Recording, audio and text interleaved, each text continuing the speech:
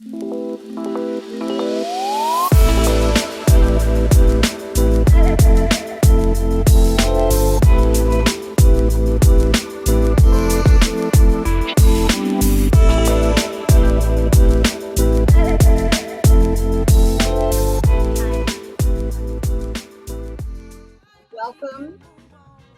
to the opening of Green Acres virtual art show, Just, Diverse, United, the Destiny of America. So as you can see, this program is a webinar, meaning you can interact with us via the chat and Q&A box at the bottom of your screen, but we won't be able to see you. More about this in a minute. So first, I just want to welcome you all to Greenacre. Our physical campus is located on the banks of the beautiful Piscataqua River in Elliott, Maine. And if this were not 2020, a year of pandemic, this gathering would be held in person. So obviously, we've transitioned all of our programming over to a virtual platform. And really kind of thank God that going virtual has actually enabled more inclusion in our programming, more reach, more influence, because now folks don't have to buy a plane ticket or pay for lodging to get to Greenacre. And we can all be together from all over the world. And when we are able to open up our physical campus and welcome you all back here, we plan to continue to offer these virtual spaces as well. So if you don't know much about Greenacre, it's a Bahá'í center of learning. So we host workshops, seminars, conferences, trainings that focus in one way or another on really translating Bahá'í teachings into reality. So this means that we're often addressing issues of the day, such as the healing of racism, the establishment of justice, of unity. Greenacre has been hosting programs of this kind since the late 1800s, and we don't have any plans of stopping. So recently, we've been on a journey of exploring justice through beauty, through the arts. And I'm gonna let Frank tell you a little bit more about that in a bit. But before he does that, I just wanna cover some technical housekeeping. So if at any time you wish to communicate with us, I see some of you already are, thank you. We wanna hear from you. We wanna hear where are you right now? Do you have comments about what you're seeing in the show tonight? Does something inspire you? Does it make you feel a certain way? Does it make you think a certain thing? Go ahead and put that in the chat box. If you move your mouse, your cursor, take your cursor to the bottom of your screen and some icons will pop up. One of them is a chat box. That's where you can put those comments in. We're gonna watch a video that is basically what we would be doing here in person. And it's gonna be about a half an hour. And after that video is over, we're gonna have a chance to talk, to hear from and to chat with 3 artists. And if you have questions for those artists, please put those questions in the Q&A box, which again is located at the bottom of your screen. If you put those Q&A, those questions in the chat box, we might lose them because there can be a lot of chatter sometimes, which is good, we want that. So if you have a question, put it in the Q&A box. And with that, I'm going to turn it over to Frank Robertson Jr. Thank you so much, Jessica. I see some folks that I know in the chat. I hope, Jessica, I don't know, can you see my sweater okay? Because I'm trying to dress, the part, right? I'm trying to dress the part, okay? I can't be showing up by Masud. I knew he was going to come with his gear. So, but on behalf of Greenacre, I just wanted to welcome you all. And I think first and foremost, I'd like to thank the art committee. The art committee is made up of Dave Walters, Ed Phillips, Nura Walters, Glenn Egley, Jessica Gaines, myself, and Robert Sapiro. And man, these folks work tirelessly to put on these art shows like this. And of course, this is our 7th art show and only our 2nd one that's virtual. And we've had 64 pieces of art submitted with 64 pieces of art with 42 artistic submissions, by far our most to date. Now, I'm not going to read to you our art committee's mission statement, but at the heart of what we believe is that the arts have the ability to inspire, to transform, to reimagine, and to positively reconstitute by their creations, not only themselves, but the audience, society, and the culture at large. But we also believe that an artist is only as good as the mirror in front of them, right? So if an artist is narcissistic and self-centered, that's the type of art we're going to get. But if we put in front of the artist a theme like just, diverse, and united, you will get what we have this evening. So the inspiration for this particular art show largely comes from a letter from the Universal House of Justice, which is the supreme governing body for the Baha'i community of the world. This letter, though, was addressed to the Baha'is of America, and it was written just this year, July 22nd, 2020. And you're going to see a lot of these quotes in the video to come. But in short, it says that the historic moment has arrived for the people of America, and that it is incumbent upon us to examine our personal, institutional, and societal framework if we want to alleviate racial prejudice in our country.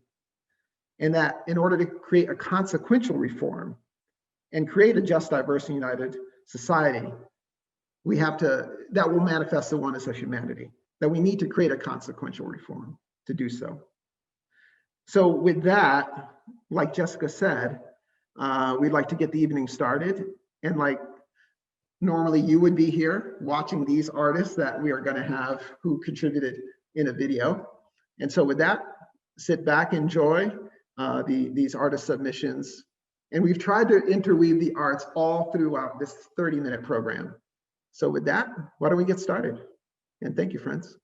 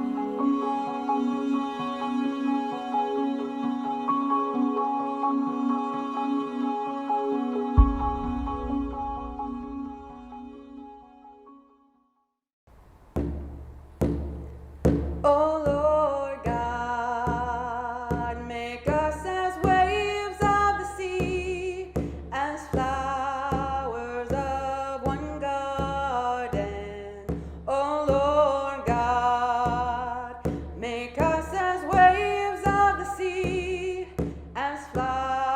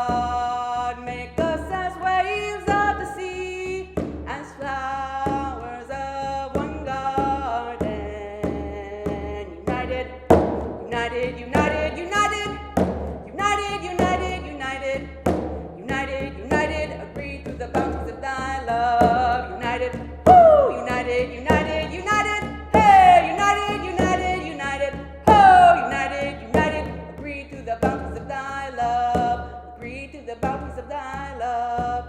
Agree to the bounties of thy love. Agree to the bounties of thy love.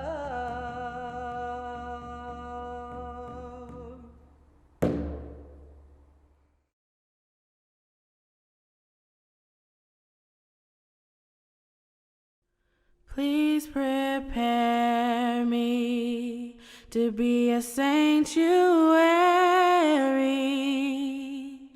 pure and holy, tried and true. With thanksgiving, I'll be a living sanctuary for you.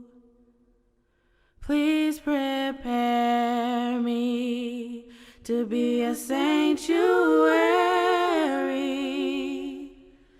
pure and holy, tried and true.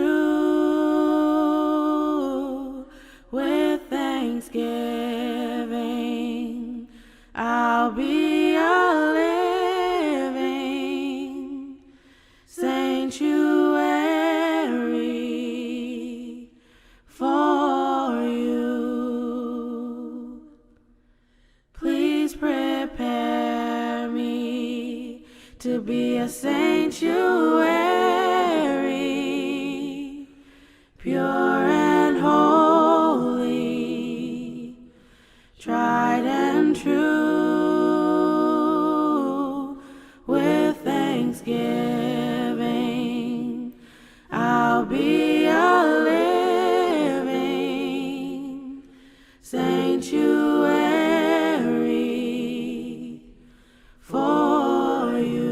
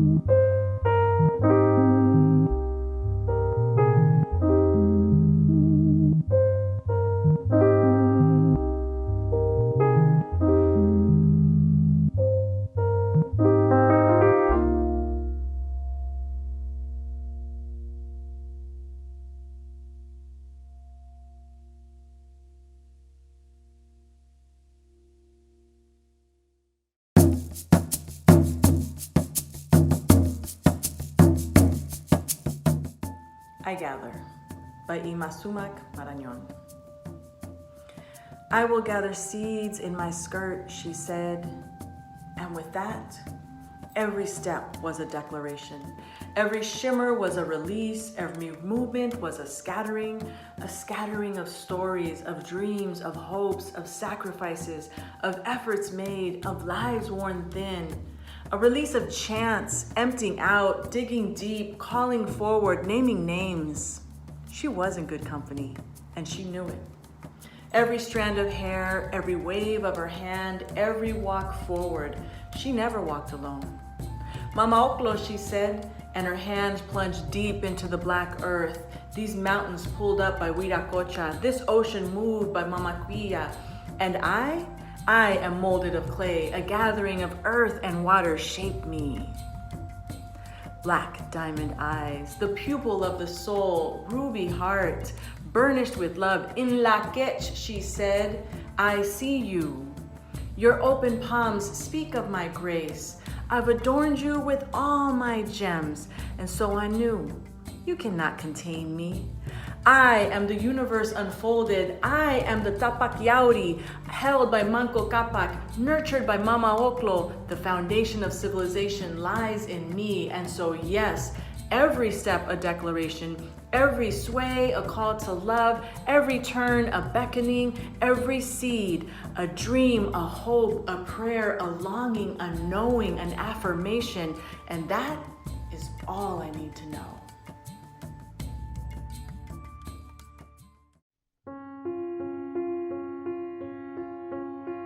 The diversity in the human family should be the cause of love and harmony. As it is in music, where many different notes blend together. In the making of a perfect chord. if you meet those of a different race and color from yourself, do not mistrust them and withdraw yourself into your shell of conventionality, but rather be glad and show them kindness.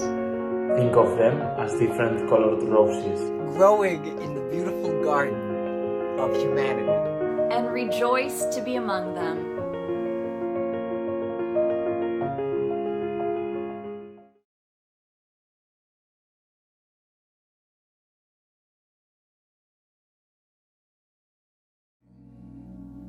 Thanks for the money you put in my commissary last week. I spoke to my lawyer and he said things aren't looking too good. I need to get out of here. Can you talk to that lawyer at your church about my case? I can't spend another year here.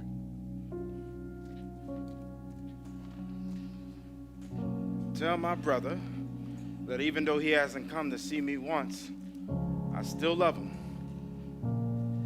Did you decide on that house that he said he wanted to buy for you? I think you should do it. I wish I could have got it for you, Mama. You deserve the world. So I started to attend chapel here, and I read the Bible every day like you taught me, and everything is starting to make more and more sense. I remember how you used to tell me about King David, right? And with all his issues, God still used him. That's starting to seem less like a Bible story and more like my reality. I realized that this place is my Goliath. And even though it's bigger and stronger than I am, I can overcome it. When you come back, we need to talk about it. But though I have my faith, every day in here still feels like hell. They're trying to do everything they can to break me. And if I didn't have the wisdom that you and Daddy taught me since I was young, they would have. I can't let this place change me into the monster that they label me to be. I'd rather die than to let them do that. I miss being able to come home and see you every day, Mama. I miss your cooking. Lord knows what I would do for a plate of that fried chicken, mac and cheese, collard greens, candy yams. At this point, I even take McDonald's. So the other day, they gave us some mac and cheese that was worse than Kraft's. Oh, God. So I was going on and on about how this ain't no real mac and cheese. And the guys told me to shut up, and how I always got to ruin meals by talking about your food. But I told them if they had one plate of your food, they would feel the same way.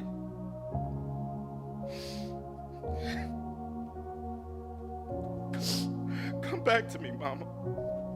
I need to hear you sing to me. The memories of your voice get me through the day and the night. Please. I love you, Mama. Write me back. Your son, Isaiah.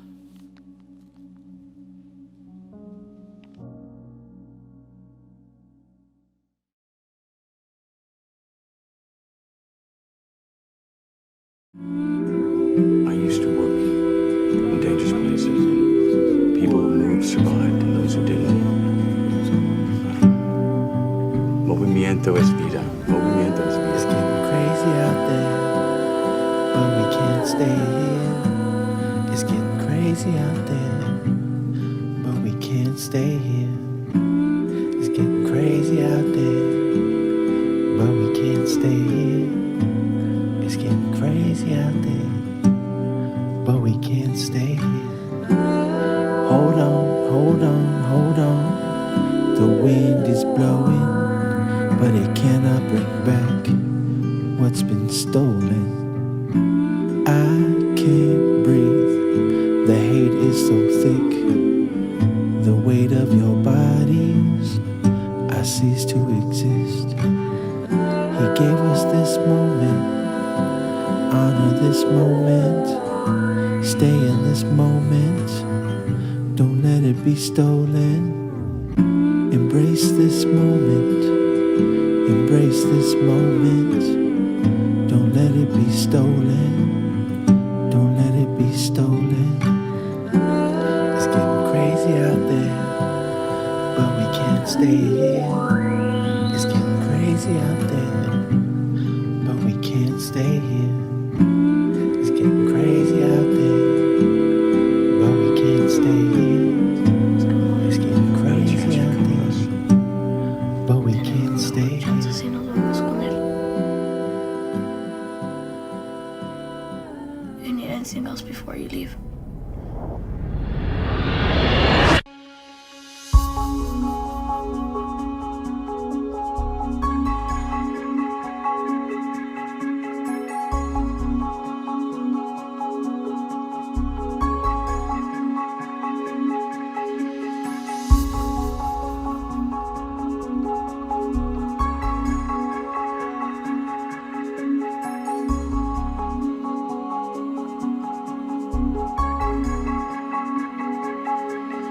You my opposer when I want freedom. You my opposer when I want justice. You my opposer when I want equality. You won't even stand up for me in America for my religious beliefs, and you want me to go somewhere and fight, but you won't even stand up for me here at home.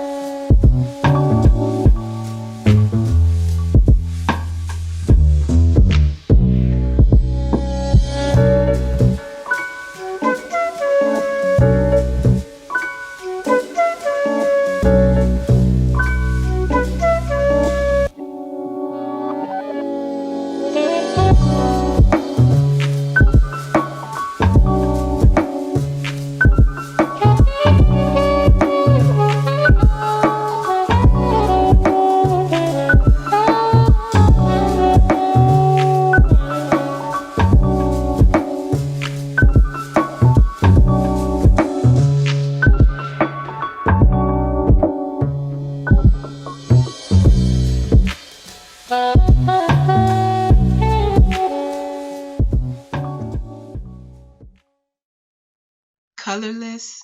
me. I woke up blue, prayed and read, ate some greens and blacked out.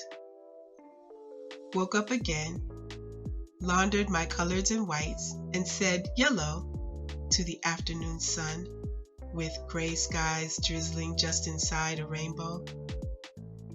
I listened to Pink. I like her, she's cool. Ate some brownies, peeled an orange, and watched Purple Rain. Then it dawned on me, like the golden sun just over a bronzed horizon. I still wake up black. Eat black, think black, speak, move, and sleep while black. And yet, not like any other thing of color, in color that is color. I am distinguished and extinguished, recognized, patronized, and demoralized. My eyes are medium brown, my skin caramel brown, my elbows sort of like a dark brown, but still, my experience is always black. And I live it every day in black and white.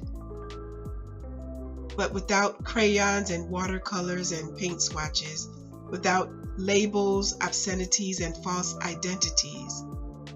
I am just me, the tall girl with lots of curls in a colorful world full of diversity, who can be silly, loves chili.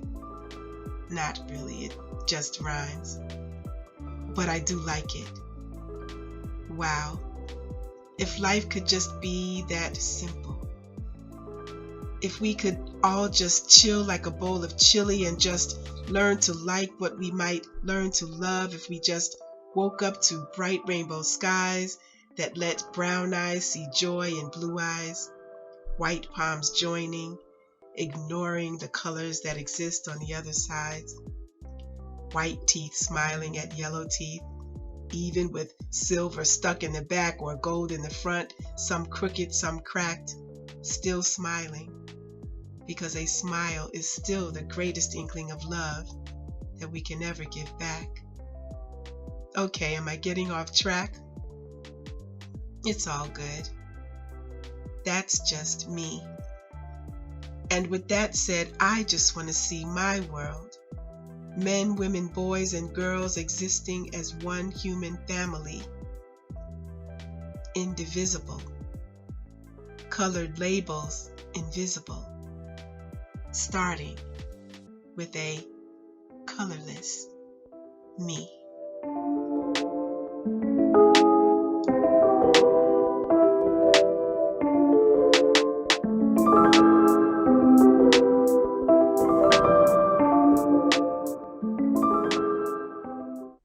Please let me feel inner peace from my center at the center of me. Please let me feel inner peace from my center at the center of me. Please let me feel inner peace from my center at the center of me. Please let me feel inner peace from my center at the center of me. My heart is open, I am aware, in me's a knowing, love, love, love, my heart is open, I am aware, in me's a knowing.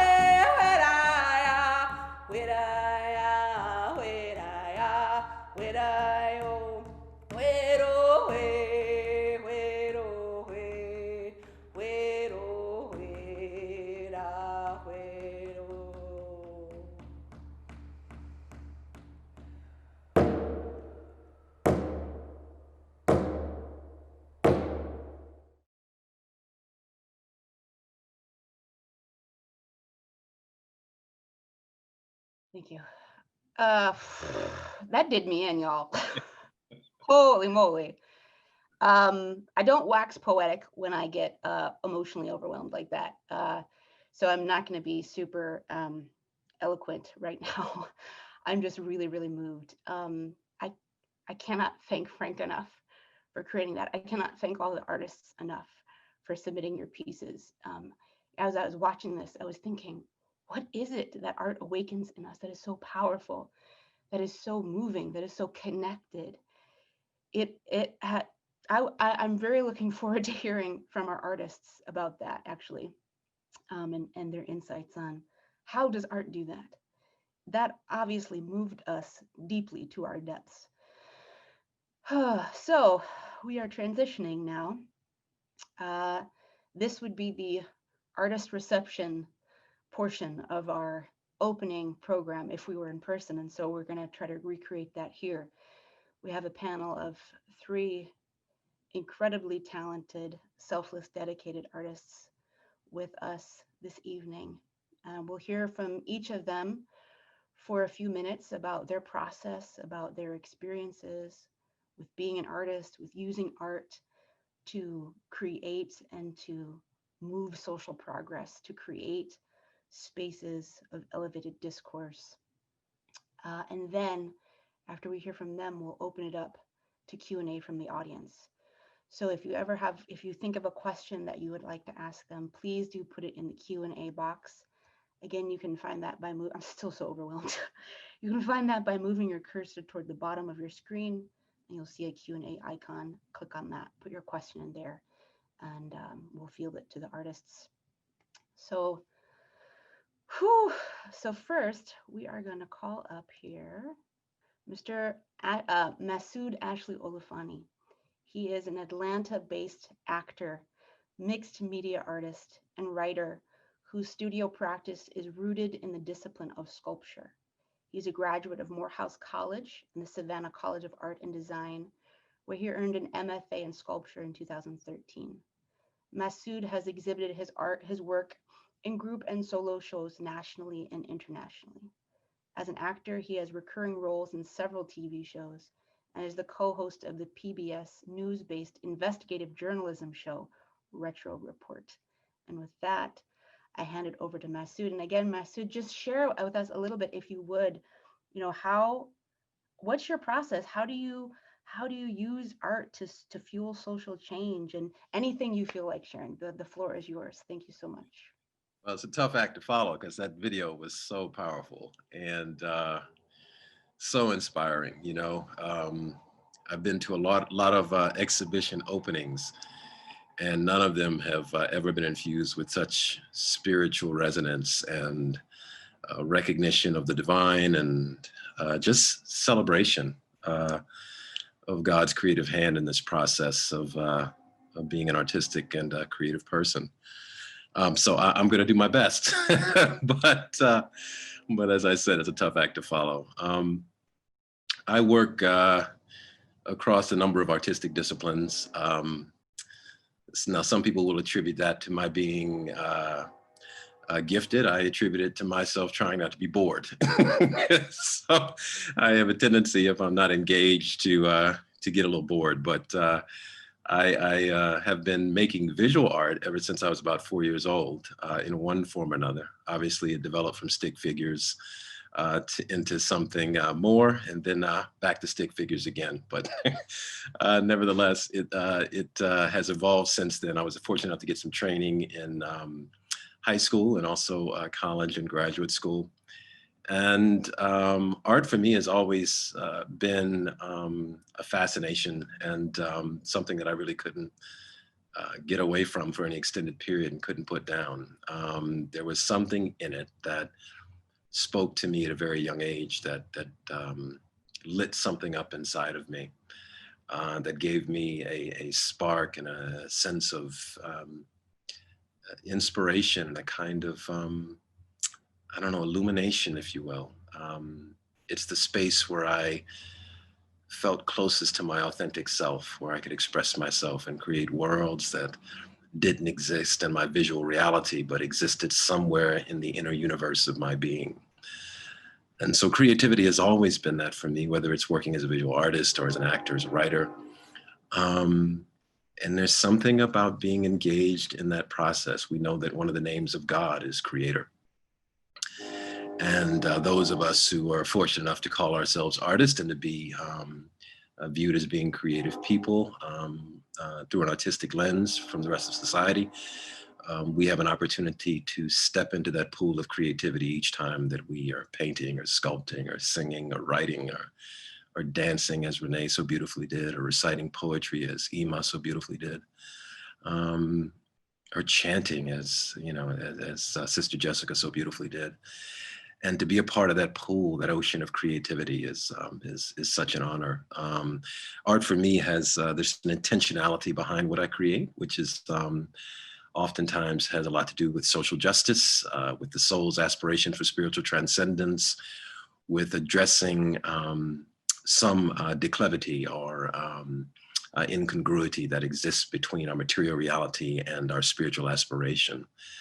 And I think that art at its most powerful sense has its ability to lift us to these new planes of understanding, these new levels of awareness, these new ways of seeing. And all of my work is addressed to that kind of focus. So I begin my work again in whatever discipline I happen to be engaged with in that time. And I ask myself one fundamental question: what will this mean if it enters, as it enters the universe? What will this mean to humanity, to the betterment of humanity, or to the detriment of humanity? And that is an essential question for me that I'm always grappling with in whatever it is that I'm engaged in as a creative artist. And it's a resonant call of the soul. And it is one of the prices we pay for having the gifts that we do, is that intentionality and that constant questioning and bringing thyself to account each day surrounding what thou chooses to put into the world. So that's what I do. The one last thing I'd probably say is my work is often really grounded in African-American history, African diasporic history, which I believe is consistent with the Bahá'í teachings, in particular the teaching of Black people being the pupil of the eye.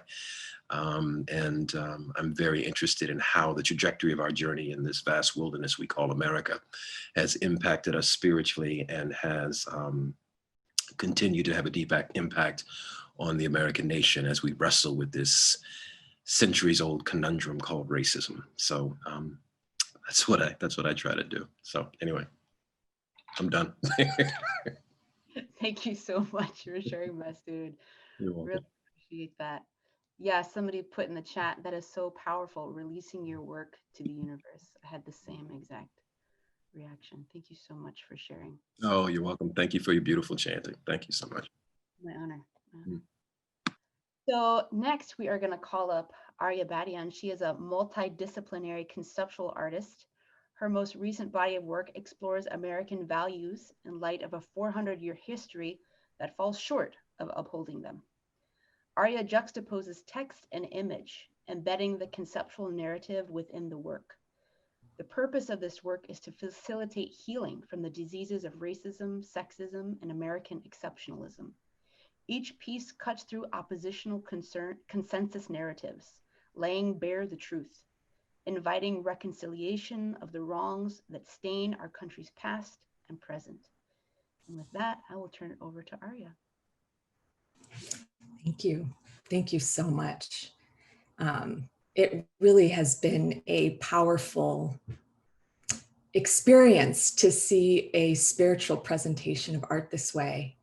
And, you know, I'd like to echo what Masud said. It is incredible to see the way that this space was created, so sacred, and that art really is in its essence a very sacred act of creating and a sacred act of sharing.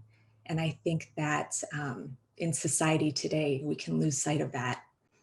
You know, for me, I think there's this power of art to sort of viscerally cut through like a knife the weaponized narratives that are present that divide us. I love the theme of this art show, Just, Diverse, United, and the Destiny of America.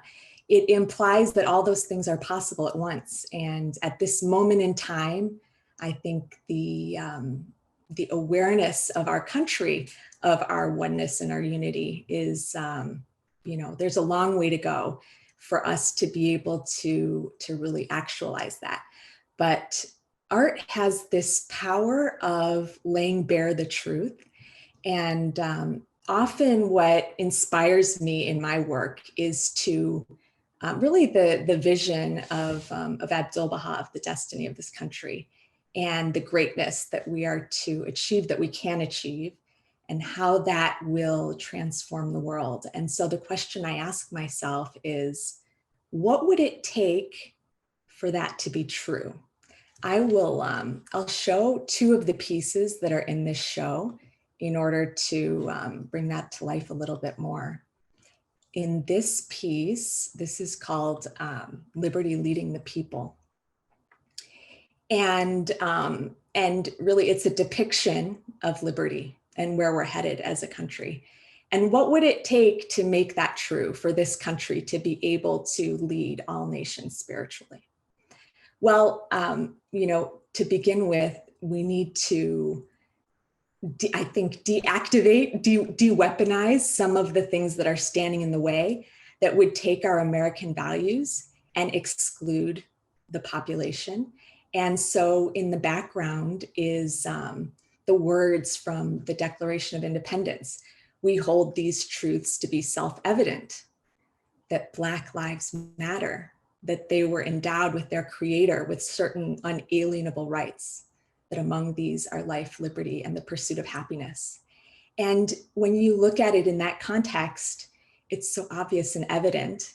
And the desire to try to weaponize that concept, that there is sacredness in all, you know, in all people, and particularly pointing out the Black history of this country, really, you know, puts that into perspective and calls us to become aware of where we exclude.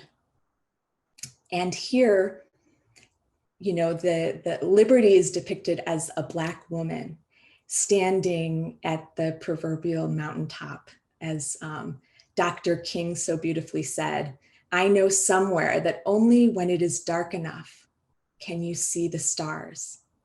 Let us move in on these powerful days, these days of challenge, to make America what it ought to be. We have the opportunity to make America a better nation. I've been to the mountaintop and I've looked over and I've seen the promised land." And we know in our teachings and in our writings that where in humankind do we see? And it is the Black people that are the pupil of the eye that can see where we're headed. And so elevating, really, I see it as an elevation of the meaning of liberty to place in the hands of those we need to follow, which are our Black brothers and sisters.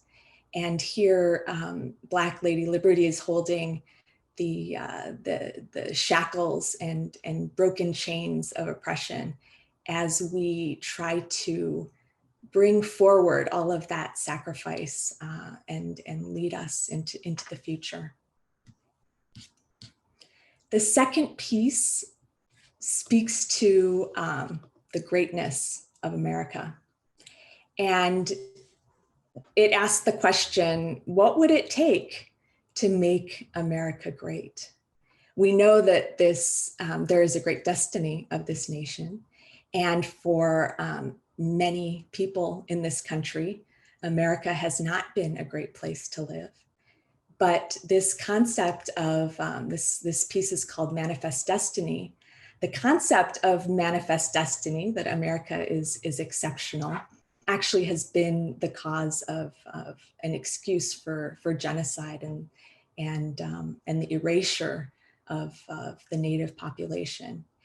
This is a portrait of Zinkala Oyate, Peter Ketches, who was the last in a line of 38 generations of Lakota medicine men. And if you think about how long that stretches back to the ancient roots of this country, we can see that for us to reclaim our greatness, we need to return to our spiritual ancestors, our ancestors of this nation, and look to that tradition in order to show us who America is and where we're going.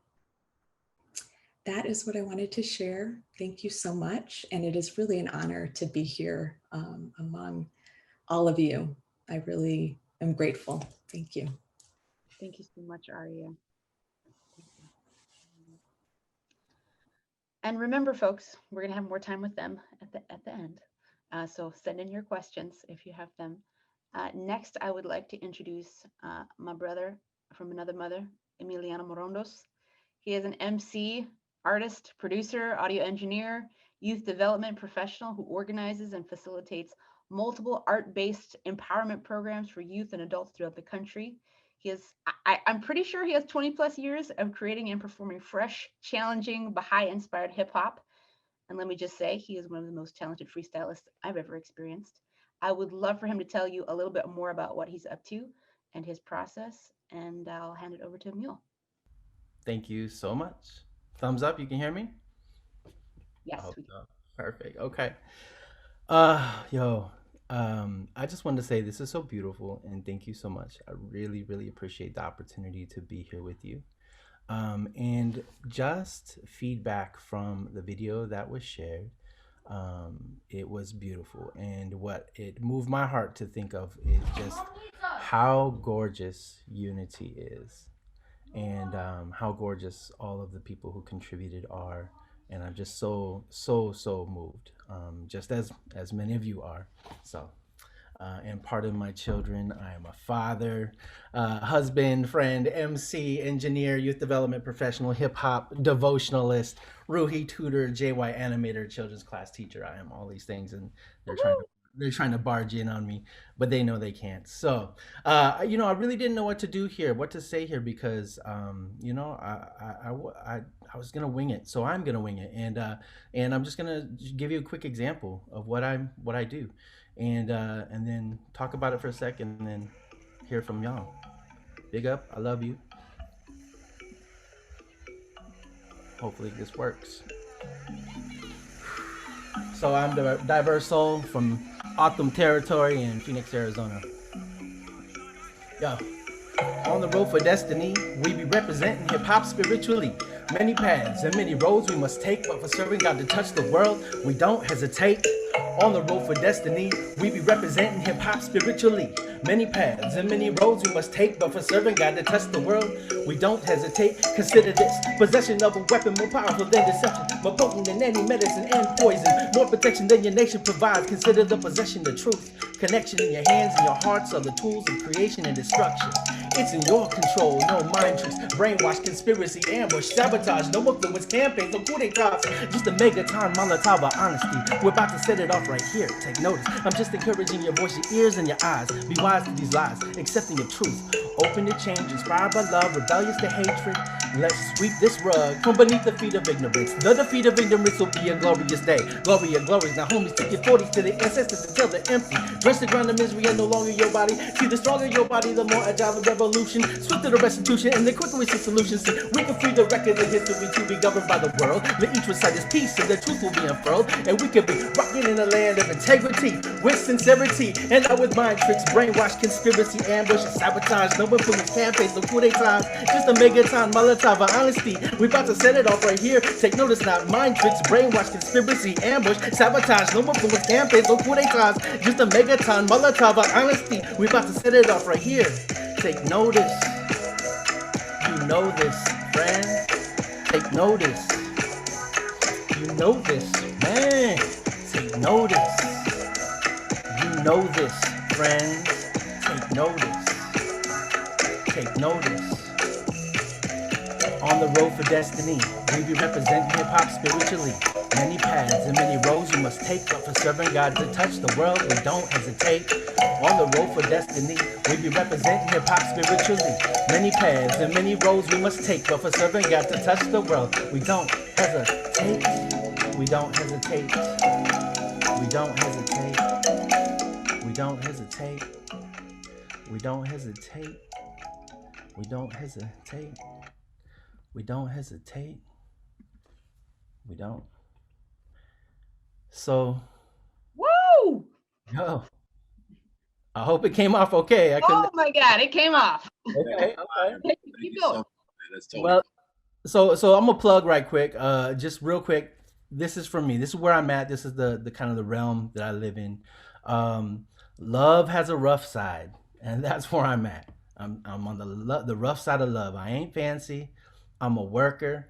I'm a laborer, and I'm really chasing what the music unfolds. And for me, it has brought me to the Baha'i faith. And the tool, the key that we have right now is this Ruhi Institute process, right? And if you don't know what that is, it's intended to develop human resources, service in developing communities, individual attributes, finding out what humanity is, what trustworthiness is, purity, loftiness, loyalty, motives of justice and equality, and all of those things. And that's where I'm at right now. And for me, what that means is this process, this key, is simultaneously building up community and decolonizing our hearts and minds. And it's the rise of the new and the falling of the old, if you will. And for many of our friends, for many people, our people of color, our people of the eye, our indigenous friends, our beloved indigenous friends, it's giving back self-respect and ridding ourselves of the folly and the conceit of putting faith and money and materialism, putting faith in money and materialism. It's eliminating prejudice from our hearts and reminding us that every action has a consequence. That's what I'm doing now. But before that, I didn't have that. I had music, and that's what I was pursuing. So the music that I love, hip hop, brought me to Baha'u'llah. I started out writing graffiti in southern Arizona. I'm originally from Maui, Hawaii, Wailuku, and my family moved to Arizona and lived in a small town called Arivaca, represent Arivaca, like 1,000 people there. And yeah, it's hip hop made its way to this small desert town, and I started writing graffiti. My parents were Baha'i, but they were brand new and they were pioneering. So really, I didn't get much from that. No offense to my parents, but yeah, they didn't know what they were doing either. And but I found hip hop, and then I found the hip hop that was inspired by Baha'u'llah. And that moved me, and that moved my heart. And I pursued that with every ounce of passion that I had, because that was speaking to me. And that is what educated me, essentially. I was shy, I was overweight, I was bullied, and I was afraid. And hip hop gave me a voice, and I am so thankful for that. And Baha'u'llah gave me spiritual empowerment inside of that voice that I have. So that combination is where I'm standing at right now. Love with this rough side of love. And yeah, there's so much I would love to share. All of my music is on your favorite streaming channels, whatever you want to do. And I'm a youth development professional. So I'm working with Akamel Atham and Maricopa Peeposh peoples in the Gila River Indian community. And my music informs my also informs my professional life as well. My faith informs my professional life as well. And I have all these facets going on, and they've come together in this space where I'm developing, where I'm serving people. Where I'm serving people and holding a space and and with these indigenous folks, really, like I said, bringing us to a place where I'm holding space for them to find that, giving them back that self-respect, and they're creating it on their own. I'm not doing much. I'm just holding that space for them. So thank you so much for the opportunity, for the inspiration at the beginning with that beautiful video. So everyone who might be here who had contributed to that, that was powerful. Thank you again. Thanks, Emil. See, I told y'all. Thank you so much for sharing that. All right, so questions for our panelists.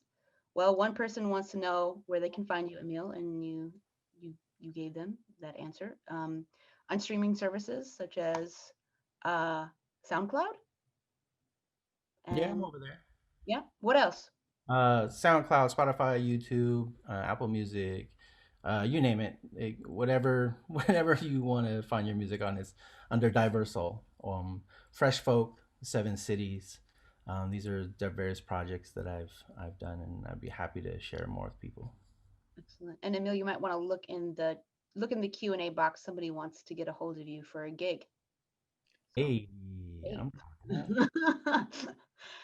All right. I think there was a question about Masud's piece. Masud, would you be willing, if we pulled up your piece, to talk a little bit about the piece and what inspired it? I will do my best. I do a lot of work, play on words in my work, which is really inspired by the elasticity of meaning, which is characteristic when language, the English language was placed in the hands of the African American community. So what I mean by that is, there's this whole idea of double entendre or hidden meanings, which is the way that African Americans play with language, and particularly the English language, which goes all the way back to slavery, which is about some of the way that we use language was about couching or hiding intention. That could be an intent to escape, to free oneself, to pass on a set of covert instructions from one person to the next, so that you can keep your plans of escape hidden from the master of the house. So this piece is in that tradition. John Punch was the first enslaved African under English law in the United States. He came to America as part of an agreement of indentured servitude to a wealthy landowner in the colony of Virginia. And he worked there with a gentleman from Scotland, a white gentleman who was another indentured serviceman, and a Dutchman. And so the three of them were working for a period of indentured service, which essentially means that you come to America, you work for somebody who has property. At the end of your term of service, which could be 3 to 5 years, you're promised to get a certain amount of acreage of land, and then you can begin to build your own homestead and acquire your own wealth. Well, the landowner that they were indentured to was a brutal landowner. And the three of them were so brutalized by this man that they decided to escape. They escaped, fled to Delaware. They were caught and brought back to the Virginia colony to stand trial. The resulting verdict by the judge in the case was that the two white defendants, the Dutchman and the Scotsman, were given an additional 3 years added on to their period of indenture. John Punch, who was the only African American amongst them, was given a period of life. So he is considered the first enslaved person under English law in the American colonies. So the document, the writing that you see, this is a silk-screened reproduction of the court document, the ruling, and it's just been silk-screened onto the back of the piece. And then black tar has been dragged over the top of it to stand in for the flesh of black skin. The punching bag, which is a speed bag, of course, relates directly to the name John Punch, but it also has more of there's another aspect of that playing again with this kind of double meaning of double entendre. He was also punched by the state or by the English crown when he was given a period of life in slavery. So it refers to his name, literally, but also metaphorically to the idea of being punched by the state or by the English crown where he was given life in slavery. So that essentially is the full elements of the piece, and that's what I was thinking about as I was working on it. So there you go. Thank you so much, Masud. You're welcome. Arya, folks are wondering if, one, can they read what is written on your piece of art anywhere? I don't know if it's on the Greenacre website, if it's big enough for them to be able to read everything. So that's one. And then two, if you can say a little bit more about where you find your inspiration and motivation to create the works you do and how people can find you. So that's really 3 questions. Sure, I will. I'll put my website in the chat. It's aryabadiyan.com, and each of my pieces has something that is written about it. So feel free to go on there and take a look. I don't think those narratives are included in the Greenacre website. Where do you get inspiration? I guess maybe this is the one place where I can just be totally honest and say through spiritual practice. And really actually, my background, I started out as an artist. I studied studio arts. I tried to go into commercial art as a profession, and I hated it. And so I did what I thought was the next best thing. And I worked peripheral to commercial artists. I worked in advertising and then marketing, and went to business school and had a sort of a whole career in business and marketing. And then, got to a point where I loved my job. I was very conflicted because I loved my job, but I recognized deep down that I would not be able to live in coherence if I continued down that pathway.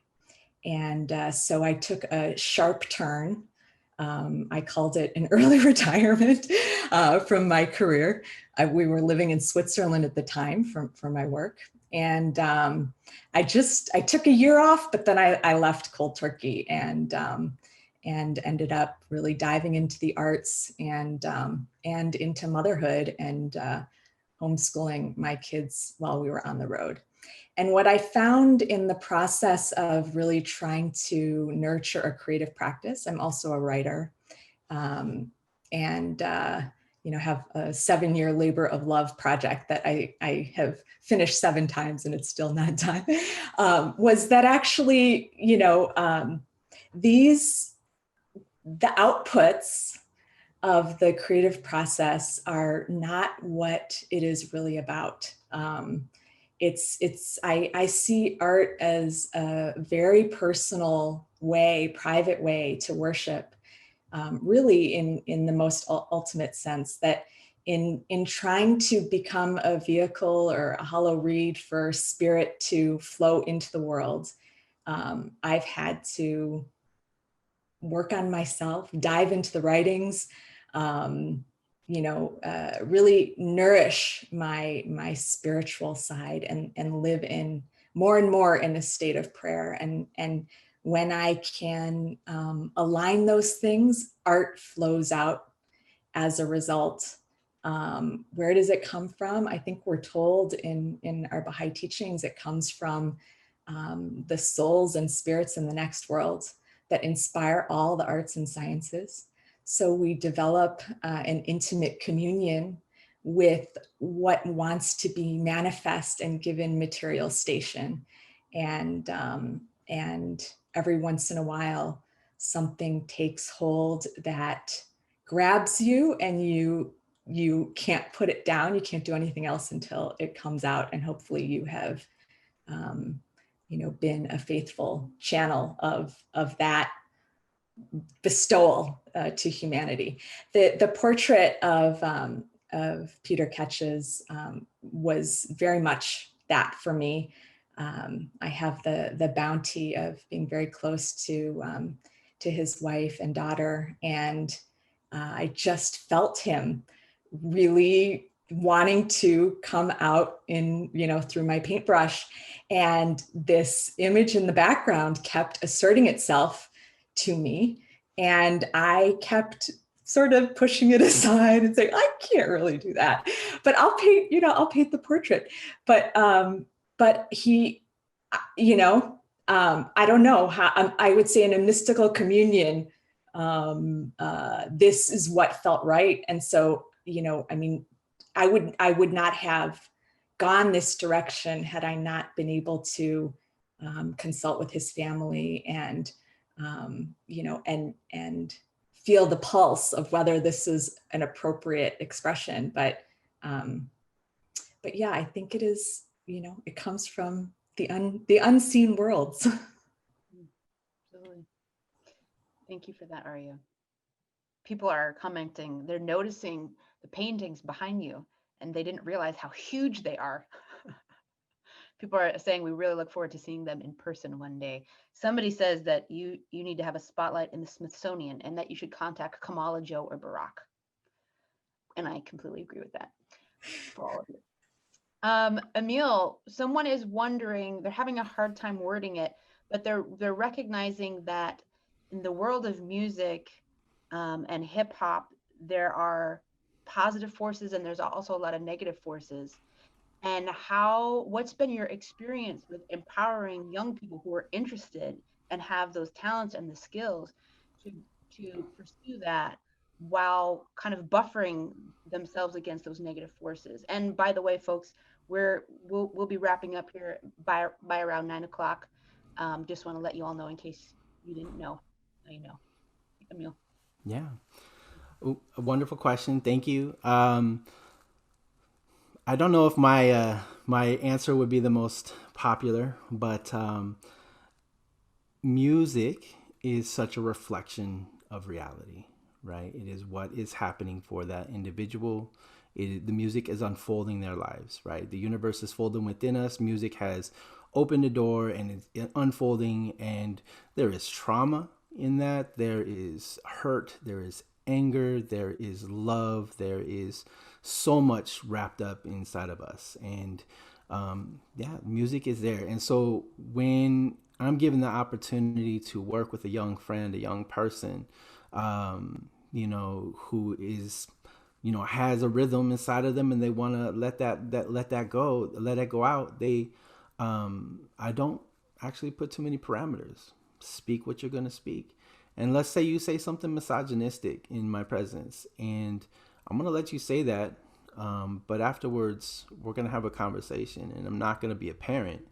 But I think there's too many, let's say it is misogyny that is being spoken about. There's too many people in our lives that we love, that we care about. There are too many women in our lives that we would hate to hurt. So if we can have a conversation about how the comment, even though it wasn't directed at your own loved one, how it is directed at someone else's loved one, that's a great way to go about it. I mean, I don't want to stifle someone, but for real, materialism is going to come out, misogyny is going to come out, hate and hurt is going to come out. And it's a process, and it's an opportunity for us to have a conversation. And if I have their ear, if they are, motivated by me giving them space, by me giving them encouragement or tools and resources, they will likely give me the opportunity to bend their ear a little bit and share some of those thoughts and insights. So, and personally, and to be honest, and this is kind of why I said I'm not fancy and that I have a rough side. Love has a rough side, is because I went from eliminating foul language from my vocabulary. I used to cuss a lot when I was young, and then I eliminated it. I became a Bahá'í, and I was like, oh, we're not going to cuss at all. We're not going to say nothing. And I'm just going to try and communicate, because there's so many words in the dictionary that I can use to express myself, and I went that route, and raised my capacity for language. And now in my adulthood, man, I'm cussing up a storm in my music. I am bringing it back. And honestly, the reason why, and it's filled with justice. It's filled with love. It is filled with, movement. But I'm also looking at, I don't want to be eliminated from your headphones because I can't speak your language. And the reality is the language of vulgarity is we're just bombarded by it, and it's there. So if I can't speak it, you're probably not going to give me a time of day. And so I'm there with it, but it's I call it just spiritually profane. Like, it's there. I'm saying cuss words, but at the same time, like, I will not go beyond the bounds of justice, of unity, and love for my fellow mankind. But sometimes we just let you have it a little rough, like. Thanks, Emil. Appreciate that. And then a last question for all of you. How has 2020 and the pandemic impacted your art practice, your methods of art making? Has it changed your priorities as an artist or shifted your focus? And maybe we can start with Masud. Or whoever would like to go first. Don't want to put anybody on the spot.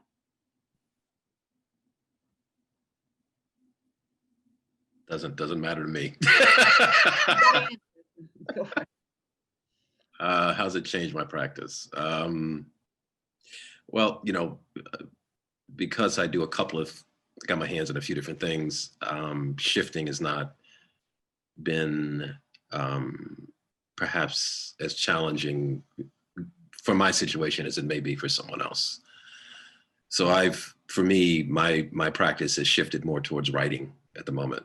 And I've been spending a lot of time at the computer, whether it's writing articles or working on a book project I'm working on. But so it's the pandemic in some sense has meant a deeper reflection for somebody who is already fairly self-reflective. So so it has meant a kind of internal kind of dive and perhaps wrestling with some aspects of myself that I may have not paid as much attention to if I was out busy doing other things. So in that sense, there seems to be more of a space for reflection and thought, catching up on a lot of reading, which informs the writing and the art making process. So yeah, I think for me, those are the ways that it's had the biggest impact on me. I think the artists are uniquely positioned to grapple with something like COVID, as opposed to someone who works in a situation where they are constantly around others and they kind of get their energy and their sustenance off of constantly being around people. Artists by nature, we are geared towards kind of working and creating on our own, particularly writers and painters and sculptors and so forth and so on. So I think in that sense, creativity is a gift for those of us who are in that space as we're working through COVID, because it's not as shocking to our system as it would be for somebody else who was working in a space that was constantly more collaborative, if you will. So, yeah. Thank you. Mm-hmm. Arya or Emiliano?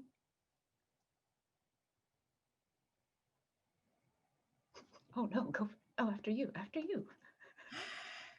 Okay, I'll address that. I mean, it's an artist's dream to be, trapped in a studio without having to talk to anybody or see anybody for months on end.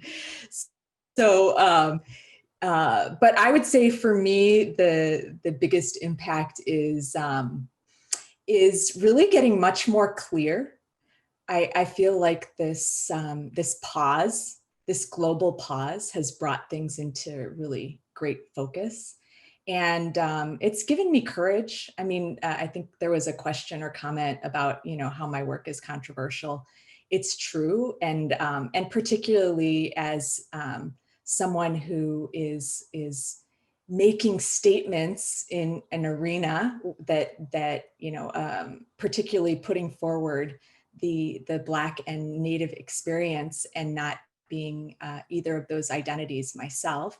I definitely had trepidation, in sort of tiptoeing into this arena, and But I think that, I mean, what else is there to deal with in social justice? If we want to make an impact, this cause needs all of our voices. And I think particularly, and I've come to realize perhaps the most important role for the work that I'm doing is even within our own communities, because we need to make space, create space, or space that is being currently taken up by old patterns of thought and behavior and voices, needs to vacate and create space for other voices, other leadership, to elevate our Black and Native brothers and sisters in particular in this country.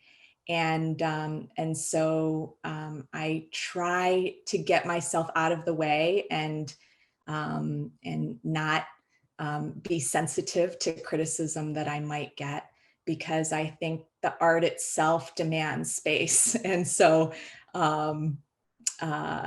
you know, how can, if you, let's say you resonate with the notion of Make America Great, and that's something that, you know, really feels good to you, but yet you don't resonate with it juxtaposed with, you know, Native heritage and a portrait of a Native American.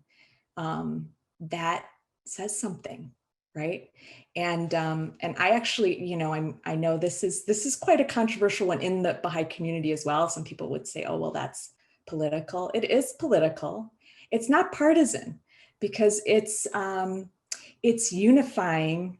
It's taking this concept which is being touted as an ideal, and saying, here's what it would take to make that true. And so I see it as a way to kind of join hands. So yeah, for me, the pandemic has been, you know, a way to lean into any fears I have and just go for it.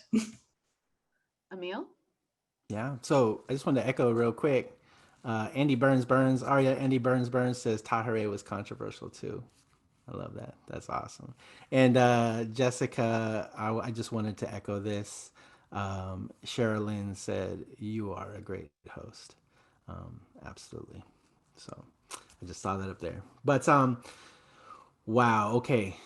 Shelter in place I've been through so much. At the beginning, there was so much tumult, right, that accompanied shelter in place with the murder of George Floyd. And really, my family and I, we sunk in, we dug in, and really just deepened ourselves on race, on elimination of prejudice in our lives, just really working on dismantling systems of oppression. And we went hard, and we still are going hard. And musically, I had time, and it was beautiful. I made a whole album for my birthday, and it was like, it took me like a month, and I had a whole month just to like really focus on it. I was still working and stuff, but everything was so slow. I had a whole month to do it. So I put out Baseline Flowers, and it was great. But to be honest, like, our family has devolved. We went from reading novels and watching movies together to binging Survivor. So that's where we're at right now. We need a change. We need a little break here from shelter in place and this pandemic. So I'm hoping and praying, because I did a lot of creative stuff, and I don't know, I need to recharge somehow. So I need to be out there with some folks and some people and see some beautiful faces and have wonderful conversations. This is doing work right here. This conversation is doing work, and I appreciate that. But I'm going to need some more too. So yeah, that's the reality of it. I honestly feel, I might be making things up, but I feel like spiritual energies were released from this evening. I really feel that very strongly. I feel that this new format of putting all of these amazing pieces together in an art form itself, in a piece of art itself, as this video, I feel like it opened up worlds of possibility for me that I didn't know existed. That sounds really dramatic, but that was my experience. And again, I really want to thank the art committee here at Greenacre. These folks are no joke. I'm kind of along for the ride, and I'm here. They are like the dedicated, you know, the like intense artists, and I'm like, I'll sing a song for you and show up. But they don't stop. Like they do their full-time job here at Greenacre and then some. And then, you know, they do this, and it would not be possible if it were not for them, and for all of the amazing artists who contributed, who put their heart and their souls and their desire for the progress of humanity into their pieces, and for Frank for making this amazing video, and for all of you for being here, and to Emiliano, to Arya, and to Masud. Thank you all so much for being here. You really have honored this space and blessed us all with your process and your sharing. And I don't know if Frank has anything he would like to share. You all can go, of course, to Greenacre's website, greenacre.org. The gallery is up and live, and you can go through the pieces at your leisure and check them out. Frank, I don't know if there's anything that you wanted to share before we sign off. Just that I love each and every panelist. Thank you so much. Thank you so much for coming this evening. If I may, and this is for all artists out there, on Facebook there is a group called Framework, and it is for artists, and we are working together, Bahá'í inspired artists. And so if you are a Bahá'í inspired artist and you want to get involved together, let's go to Framework over there. Just an invitation. Thank you so much again. Thank you, Emiliano. And we will be having we will have more dialogue spaces with artists who have pieces in this show. So do keep your eyes on Greenacre's website. Oh shoot, I should have written down when the next one was. I think we said, I don't want to say it. You remember, Frank? I should remember. I'm the program coordinator. We'll email everybody. Yeah, we'll meet. I think we said maybe it may be around January 9th or so. But keep your eyes on our website, greenacre.org, and we will do this again. And I know some people asked, of course, we will have a show after this one. I don't want to give too much away. We are quite excited about it, but stay tuned for that. And I believe that is all. Have a wonderful one. Thank you guys so much. Thank you. Thank you. Aloha, friends. Thank you. Aloha. Thank you.